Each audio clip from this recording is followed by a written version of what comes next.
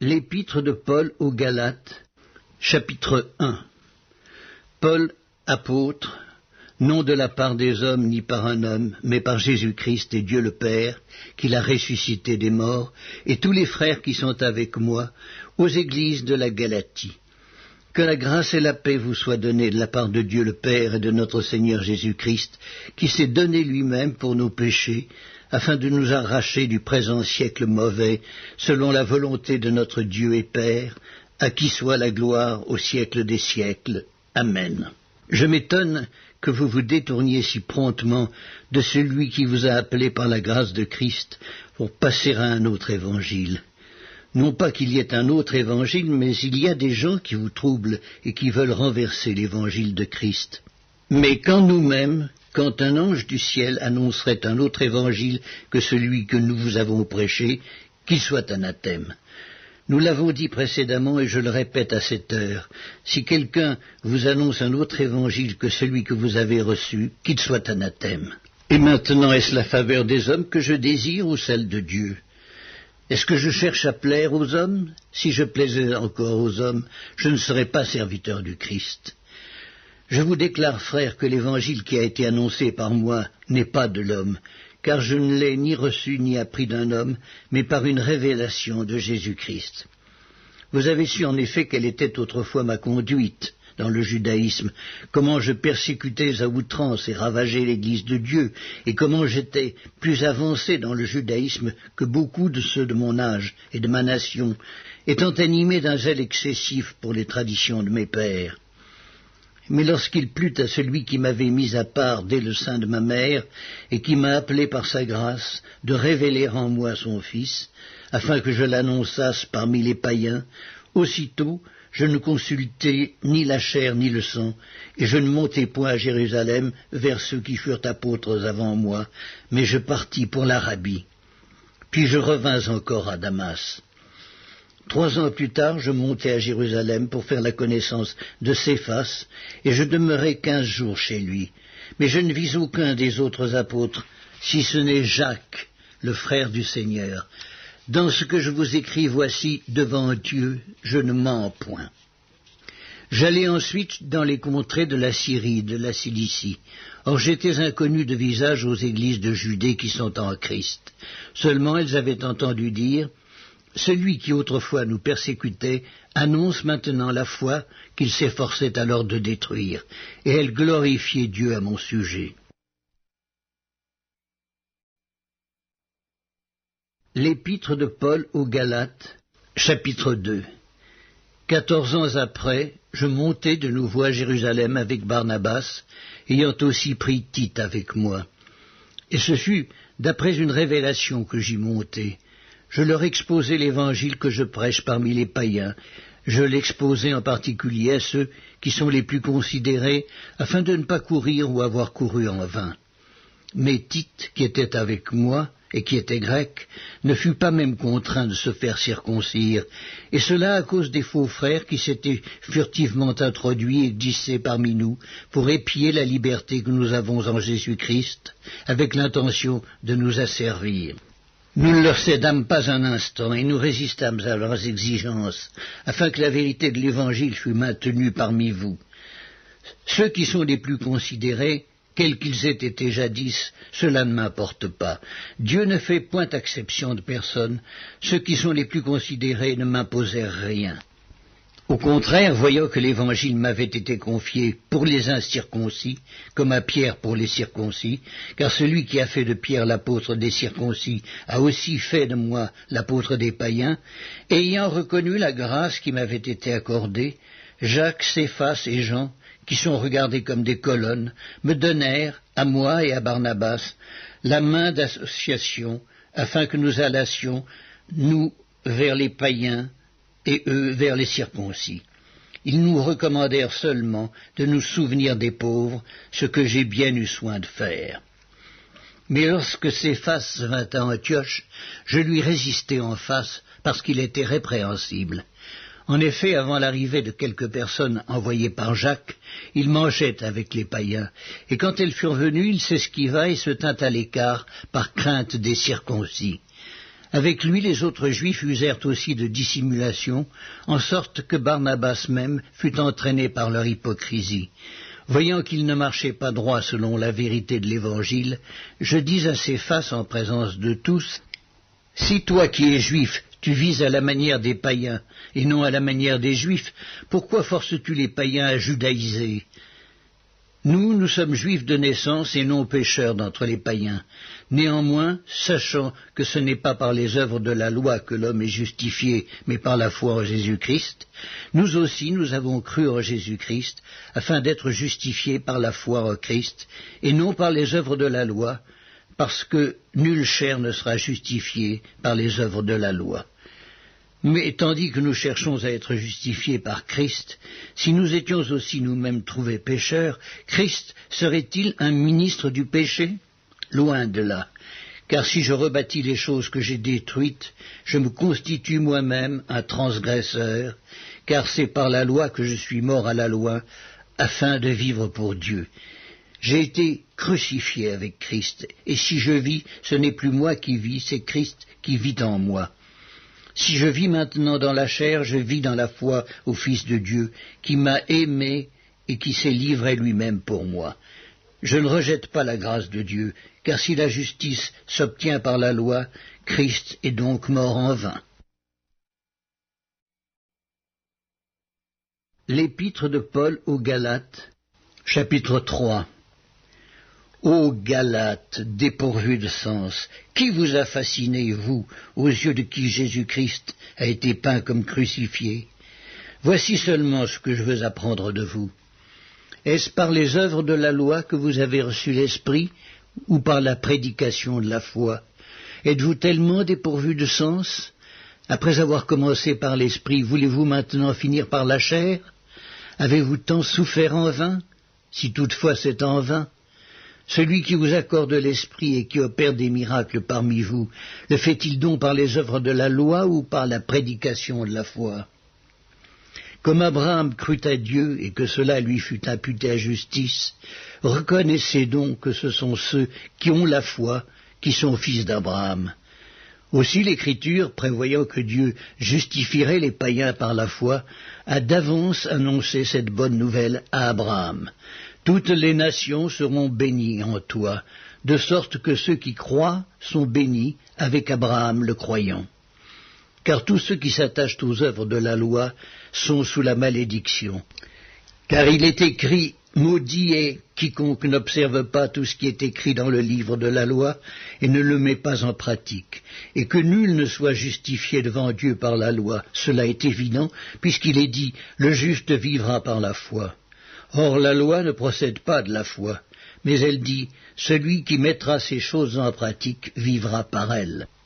Christ nous a rachetés de la malédiction de la loi, étant devenu malédiction pour nous, car il est écrit « Maudit est quiconque est pendu au bois », afin que la bénédiction d'Abraham eût pour les païens son accomplissement en Jésus-Christ, et que nous reçussions par la foi l'Esprit qui avait été promis. Frères, je parle à la manière des hommes, une disposition en bonne forme, bien que faite par un homme, n'est annulée par personne et personne n'y ajoute. Or les promesses ont été faites à Abraham et à sa postérité. Il n'est pas dit « et aux postérités » comme s'il s'agissait de plusieurs, mais en tant qu'il s'agit d'une seule, et à ta postérité, c'est-à-dire à Christ. Voici ce que j'entends, une disposition que Dieu a confirmée antérieurement ne peut pas être annulée, et ainsi la promesse rendue vaine par la loi, survenue 430 ans plus tard. Car si l'héritage venait de la loi, il ne viendrait plus de la promesse. Or c'est par la promesse que Dieu a fait à Abraham ce don de sa grâce. Pourquoi donc la loi ? Elle a été donnée ensuite à cause des transgressions, jusqu'à ce que vint la postérité à qui la promesse avait été faite. Elle a été promulguée par des anges au moyen d'un médiateur. Or le médiateur n'est pas médiateur d'un seul, tandis que Dieu est un seul. La loi est-elle donc contre les promesses de Dieu ? Loin de là. S'il eût été donné une foi qui pût procurer la vie, la justice viendrait réellement de la loi. Mais l'Écriture a tout renfermé sous le péché, afin que ce qui avait été promis fût donné par la foi en Jésus-Christ à ceux qui croient. Avant que la foi vînt, nous étions enfermés sous la garde de la loi, en vue de la foi qui devait être révélée. Ainsi la loi a été comme un pédagogue pour nous conduire à Christ, afin que nous fussions justifiés par la foi. La foi étant venue, nous ne sommes plus sous ce pédagogue, car vous êtes tous fils de Dieu par la foi en Jésus-Christ. Vous tous qui avez été baptisés en Christ, vous avez revêtu Christ. Il n'y a plus ni juif ni grec, il n'y a plus ni esclave ni libre, il n'y a plus ni homme ni femme, car tous vous êtes un en Christ, et si vous êtes à Christ, vous êtes donc la postérité d'Abraham, héritier selon sa promesse. L'épître de Paul aux Galates, chapitre 4. Or, aussi longtemps que l'héritier est enfant, je dis qu'il ne diffère en rien d'un esclave, quoiqu'il soit le maître de tout, mais il est sous des tuteurs et des administrateurs jusqu'au temps marqué par le Père. Nous aussi, de la même manière, lorsque nous étions enfants, nous étions sous l'esclavage des rudiments du monde. Mais lorsque les temps ont été accomplis, Dieu a envoyé son Fils, né d'une femme, né sous la loi, afin qu'il rachetât ceux qui étaient sous la loi, afin que nous reçussions l'adoption. Mais parce que vous êtes fils, Dieu a envoyé dans nos cœurs l'esprit de son Fils, lequel crie « Abba, Père ». Ainsi, tu n'es plus esclave, mais fils, et si tu es fils, tu es aussi héritier par la grâce de Dieu. Autrefois, ne connaissant pas Dieu, vous serviez des dieux qui ne le sont pas de leur nature. Mais à présent que vous avez connu Dieu, ou plutôt que vous avez été connus de Dieu, comment retournez-vous à ces faibles et pauvres rudiments auxquels de nouveau vous voulez vous asservir encore? Vous observez les jours, les mois, les temps, les années. Je crains d'avoir inutilement travaillé pour vous. Soyez comme moi, car moi aussi je suis comme vous. Frères, je vous en supplie. Vous ne m'avez fait aucun tort. Vous savez que ce fut à cause d'une infirmité de la chair que je vous ai pour la première fois annoncé l'Évangile. Et mis à l'épreuve par ma chair, vous n'avez témoigné ni mépris ni dégoût. Vous m'avez au contraire reçu comme un ange de Dieu, comme Jésus-Christ. Où donc est l'expression de votre bonheur? Car je vous atteste que, si cela eût été possible, vous vous seriez arraché les yeux pour me les donner. Suis-je devenu votre ennemi en vous disant la vérité? Le zèle qu'ils ont pour vous n'est pas pur, mais ils veulent vous détacher de nous, afin que vous soyez zélés pour eux. Il est beau d'avoir du zèle pour ce qui est bien et en tout temps, et non pas seulement quand je suis présent parmi vous. Mes enfants, pour qui j'éprouve de nouveau les douleurs de l'enfantement, jusqu'à ce que Christ soit formé en vous, je voudrais être maintenant auprès de vous et changer de langage, car je suis dans l'inquiétude à votre sujet. Dites-moi, vous qui voulez être sous la loi, n'entendez-vous point la loi?